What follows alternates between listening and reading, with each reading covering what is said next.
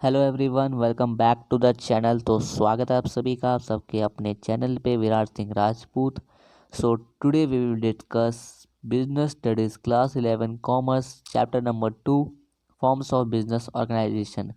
जी, अगर आपने इससे पहले की सारी 11 कॉमर्स की जो चैप्टर्स हैं सिलेबस के हिसाब से, अगर वो वीडियो आपने नहीं देखी है, हमने अकाउंट्स, बिजनेस स्टडी, इकोनॉमिक्स तीनों की तीन तीन चैप्टर, दो चैप्टर हमने करा रखी हैं। आप लोग प्लेलिस्ट जाकर चेक करिए और उसे पहले समझिए और पढ़िए, अच्छे से बुक रीड करिए, तभी आप लोग को अच्छे मार्क्स मिलेंगे। क्योंकि मैं आप लोग को पढ़ा दे रहा हूँ, मैं आप लोग को ईजी वे में बता दे रहा हूँ, समझा दे रहा हूँ, लेकिन आप लोग को खुद मेहनत करके ही अच्छे मार्क्स मिलेंगे।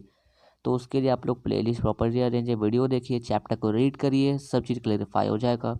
तो इस वीडियो में हम लोग पढ़ने वाले हैं कॉमर्स 11 कॉमर्स बिजनेस स्टडीज़ का चैप्टर नंबर 2 जो है फॉर्म्स ऑफ बिजनेस ऑर्गेनाइजेशन। ये चैप्टर 5 टॉपिक पे ही बेस्ड है। ये 5 टॉपिक करेंगे, ये चैप्टर हमारा आज इसी वीडियो में पूरा कंप्लीट हो जाएगा। तो काफ़ी इंपॉर्टेंट वीडियो, तो वीडियो को एंड तक देखिएगा, स्किप मत करिएगा, क्योंकि अगर आप स्किप कर देंगे तो काफ़ी चीज़ आप मिस कर सकते हैं। सो शुरू करते हैं हमारा आज का वीडियो। So let's start.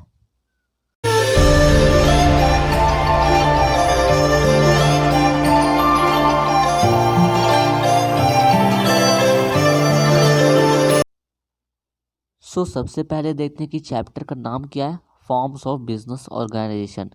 तो चैप्टर के नाम से ये स्पष्ट हो जाता है कि हमें समझने हैं बिजनेस ऑर्गेनाइजेशन के फॉर्म्स के बारे में। तो वो कितने तरह के होते हैं? 5। जी हाँ, 5 तरह के बिजनेस ऑर्गेनाइजेशन होते हैं। कौन कौन से? Sole proprietorship, partnership, joint Hindu family business, joint stock company, cooperative society. जी हाँ, ये 5 तरीके के होते हैं।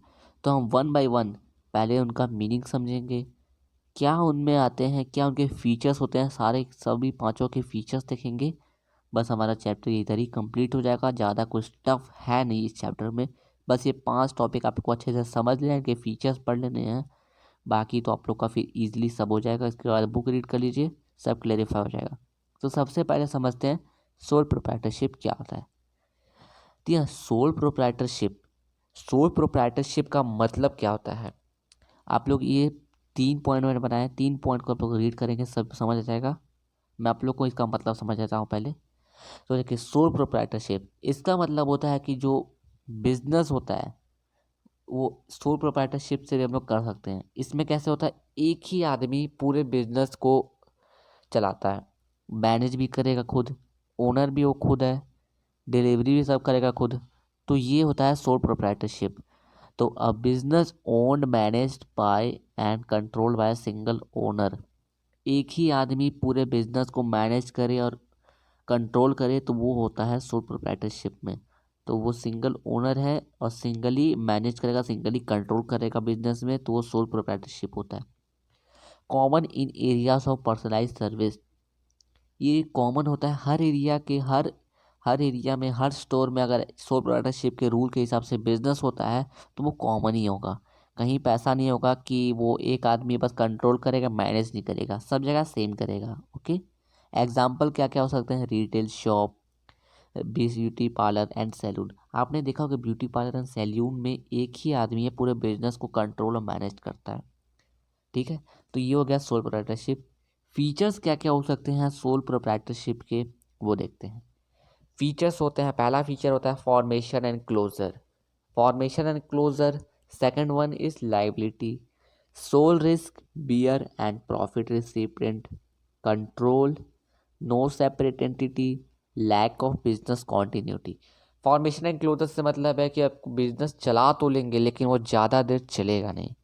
लाइबिलिटी इसकी बहुत कम है। Sole risk, bear and profit recipient, इसमें बहुत ज़्यादा रिस्क की हो सकता है कि वो जो अकेला मैनेज कर रहा है, ओनर है जो कंट्रोल कर रहा है, अगर उसकी तबीयत खराब हो जाए या बाई चांस कोई एक्सीडेंट हो जाए, उसकी डेथ हो जाए, तो उसे फिर उसके आगे कंट्रोल कौन करेगा। तो इसमें लैक ऑफ बिजनेस कॉन्टिन्यूटी भी है, कंटिन्यू चल नहीं सकता। नो सेपरेट एंटिटी, कंट्रोल बहुत कम है, लेकिन एक आदमी है तो वो ईजिली कंट्रोल करेगा, क्योंकि उसे पता है कि उसे किसी से मैनेजमेंट से उसे डिस्कस नहीं करना, उसको खुद ही पूरे बिजनेस का क्या करना है, क्या अंदर लाना है, क्या बाहर बेचना है, वो सब वो खुद डिसाइड करेगा। लेकिन ये उतना ज़्यादा चलता नहीं है, इसलिए हमारे पास ये फाइनल नहीं है, इसलिए हमें और 4 तरीके की भी बिजनेस करने के तरीके दिए गए हैं, तो उन चारों को भी हम लोग पहले आप पढ़ते हैं। तो देखिए ये समझ आ गया आप लोगों को सोल प्रोप्राइटरशिप का। Second one is partnership. Partnership इससे थोड़ा सा लेवल हाई होता है। इसमें आप इंडियन पार्टनरशिप एक्ट 1932 इसको आप लोग लर्न कर लीजिएगा, या आप लोग के एमसीक्यू में पूछा जा सकता है। तो इंडियन पार्टनरशिप एक्ट कब हुआ था? 1932। देखिए पार्टनरशिप का मतलब होता है यहाँ पे आपको कोई सहारा देगा, यानी कि कोई पार्टनर रहेगा साथ में आपके, जो बिजनेस करने में आपकी हेल्प करे। तो the relation between person who have agreed to share the profit of the business carried on by all and any one of them acting for all. तो पार्टनरशिप का वही मतलब है, एक आदमी साथ रहेगा या उससे ज़्यादा रहेगा तो वो पार्टनरशिप कहलाएगा। फीचर्स क्या क्या होते हैं पार्टनरशिप के, आइए वो देखते हैं। फीचर देखिए, फॉर्मेशन क्या होता है इसका? एग्रीमेंट। लाइबिलिटी होता है इसका अनलिमिटेड। रिस्क बेयरिंग शेयर्ड होता है। क्योंकि शेयर्ड क्यों होता है रिस्क बेयरिंग? क्योंकि यहाँ पे आपको पार्टनर भी मिल रहा है साथ में, अकेले आप रिस्क नहीं उठाओगे। अगर कोई लॉस होता है तो वो दोनों के ऊपर उसका रिस्क रहेगा, दोनों उसकी गलती रहेगी। Decision making share. देखिए जब शेयर करोगे डिसीजन मेकिंग, तो वहाँ पे आपका क्विक डिसीजन मेकिंग नहीं आएगा। क्यों नहीं आएगा? क्योंकि जो आप अकेले रहते हो वो सोल प्रोप्राइटरशिप में, वहाँ पे आपका क्विक डिसीजन मेकिंग होता है। क्योंकि वहाँ पे आप खुद डिसीजन लेते हो अकेले, किसी से आपको पूछने की आवश्यकता नहीं, किसी से आपको बातचीत या मीटिंग करने की आवश्यकता नहीं होती। लेकिन पार्टनरशिप में आपको शेयर करना होगा decision making. Continuity, lack of continuity. हो सकता है किसी एक का मन हो कि वो इस बिज़नेस को बंद करना चाहता है, बेचना चाहता है, लेकिन एक कहे कि मुझे इस बिज़नेस को और आगे चलाना है, तो ये लैक ऑफ कॉन्टीन्यूटी होता है। नंबर ऑफ पार्टनर्स 2 से 50, 2 to 50, इनके बिटवीन में ही पार्टनर्स रहेंगे। 1 होगा, अगर 1 से 50 रहता है तो 1 में तो आपका आ जाएगा सोल प्रोप्राइटरशिप, इसलिए 2 to 50। म्यूचुअल एजेंसी रहता है। तो ये था आपके फीचर्स कुछ पार्टनरशिप के। तो तीसरा अब बिजनेस ऑर्गेनाइजेशन क्या होता है? Joint Hindu family business. Joint यानी कि यहाँ पे हिंदू फैमिली बिजनेस का एक बिजनेस है जो जॉइंट है, फैमिली बिजनेस है ये एक, और ये परिवार के में होता है, परिवार के द्वारा चलाया जाता है। और जो इसके एल्डेस्ट मेंबर होते हैं ना, इनकी जो सबसे बुजुर्ग होते हैं जिन्हें हम बोलते हैं, वो इसको हम लोग बोलते हैं कर्ता इस बिजनेस में। और ये काफ़ी इंडिया में है, अभी भी है, पहले ज़्यादा था। देखिए मैं समझाता हूँ। Family business owned and carried on by family member and control by eldest member family is known as karta. देखिए जो हमारे घर के बुजुर्ग होते हैं, जो ये बिजनेस होता है फैमिली बिजनेस, इसको कंट्रोल करते हैं बुजुर्ग हमारे, यानी कि eldest member. Found in India only, ये केवल इंडिया में ही होता है इस तरह का बिजनेस, और कहीं आपको नहीं मिलेगा। Govern by Hindi law, Hindi law के द्वारा ये गवर्न किया गया है। मेंबरशिप इज बाय बर्थ, आपके बर्थ रेट के हिसाब से इसका मेंबरशिप आपको मिल सकता है। Based on 2 features, coparcenary and common property, यानी कि ये 2 फीचर्स पे बेस्ड होता है, coparcenary and common property. Joint Hindu family business बहुत जगह नहीं होता, केवल इंडिया में, तो only found in India. India के बाहर आपको ये बिजनेस मिलेगा ही नहीं। तो इनके फीचर्स क्या होते हैं? फीचर्स होते हैं formation, liability, continuity, control, minor member. Minor member से मतलब है कि यहाँ पे बहुत कम लोग ही हिस्सा ले सकते हैं, 50 से अधिक ना ले सकते हैं, ना 2 से कम ले सकते हैं, तो यहाँ पे माइनर मेंबर होते हैं। तो ये फीचर्स थे कुछ इनके जॉइंट हिंदू फैमिली बिजनेस के। आई होप आप लोग को समझ आ रहा होगा। मैं बहुत ही ईजी में बता रहा हूँ। अगर मैं जो आप लोग को बता रहा हूँ इसे आप लोग साथ साथ नोट करिए, और जो मैं बता रहा हूँ इसके बाद आप लोग अगर बुक रीड करेंगे, चैप्टर को रीड करेंगे, इजीली आपको सब क्लैरिफाई हो जाएगा। चौथा बिजनेस ऑर्गेनाइजेशन क्या होता है? Joint stock company. जी हाँ, जॉइंट स्टॉक कंपनी, इस पर एक चैप्टर भी बेस्ड है, लेकिन वो चैप्टर नंबर 8 है। तो प्लेलिस्ट जब मैं प्रॉपरली अरेंज करूँगा, जब उस चैप्टर को कराऊंगा, तो वो आप लोग चैप्टर नंबर 8 में करिएगा, या चैप्टर नंबर 2, वो आप लोग पे डिपेंड, आप लोग को जो ईजी लगे। लेकिन मेरे हिसाब से आप लोग चैप्टर नंबर 8 में करिएगा। Joint stock company, a company is an artificial person having separate legal entity, perpetual succession and common seal. एक कंपनी है जिसमें आर्टिफिशियल पर्सन है, वहाँ पे सेपरेट लीगल एंटिटी और perpetual succession and common seal.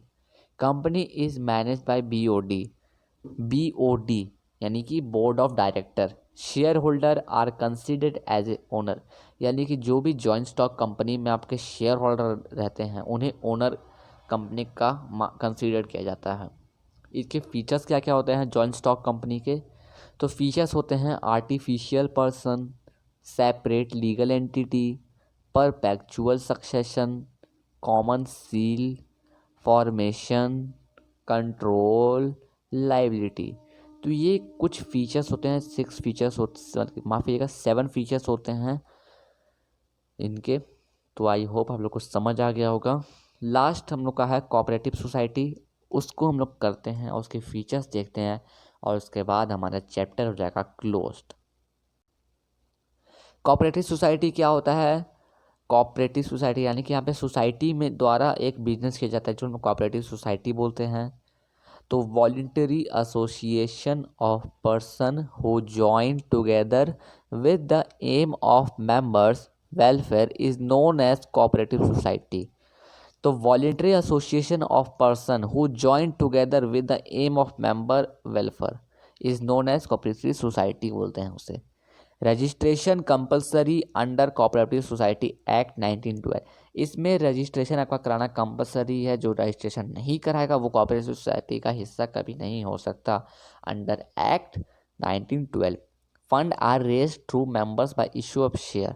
देखिए यहाँ पे फंड जो है वहाँ पे बहुत ज़्यादा बढ़ते हैं, फंड बहुत ज़्यादा रहते हैं क्योंकि यहाँ पे इशू ऑफ शेयर बहुत ज़्यादा होता है।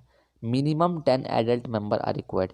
कोऑपरेटिव सोसाइटी में आप केवल 10 ही बुजुर्गों को ले सकते हैं, उनसे ज़्यादा बुजुर्ग आप नहीं ले सकते। यानी कि जो आपके 60+ एज के होते हैं ना, उनको आप केवल 10 मात्रा में ही ले सकते हैं। यानी कि केवल 10 आदमी ऐसा रहेंगे जो 60 से ऊपर के रहेंगे, बाकी सब 60 से नीचे के रहेंगे।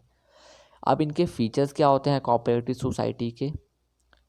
पहला फीचर होता है वॉलंटरी मेंबरशिप। सेकेंड है लीगल स्टेटस। लीगल स्टेटस से मतलब है कि आप जो भी बिजनेस करेंगे ना वो इलीगल नहीं करेंगे, अंडर लॉ करेंगे। लिमिटेड लाइबिलिटी इसमें रहती है, कंट्रोल पूरा रहता है, सर्विस मोटिव रहता है। सर्विस मोटिव से मतलब होता है ये पब्लिक सेक्टर में आता है। तो आई होप आप लोग को समझ आ रहा होगा। और मैं एक चीज़ बताना आप लोग को भूल गया था, आप लोग को एक चीज़ शायद पता ही होगी। जॉइंट स्टॉक कंपनी, कंपनी क्या रहे हैं पता क्या? तो कंपनी कितने तरह के होते हैं आई होप आप लोग को पता होगा। अगर पता है तो कमेंट सेक्शन में बताइए, नहीं तो मैं बता देता हूँ। कंपनी आपके 2 तरीके के होते हैं, public company and private company. Public company जो सरकारी रहते हैं, प्राइवेट यानी कि सिविलियन वाली कंपनी। तो ये 2 तरीके की कंपनी होते हैं। आप लोग को ये पता था लेकिन मैं फिर भी बता देता हूँ, इसमें मैंने नोट नहीं किया था, मैंने हम लोग को बताया नहीं अच्छे से। लेकिन अब हम लोग का ये चैप्टर हो चुका है ख़त्म। सो आई होप आप लोग को पसंद आया होगा क्योंकि मैं इतनी इजी वे में बताया हूँ कि आप लोग इसके बाद अगर आप बुक रीड करेंगे तो आप इजीली सब समझ जाएंगे। सो आई होप आप लोग को पसंद आया होगा। तो आज के लिए इतना ही friends, thanks for watching. Please like and share and don't forget to subscribe. Keep watching, keep learning and make your parents proud. So thanks for watching. जय हिंद, जय भारत।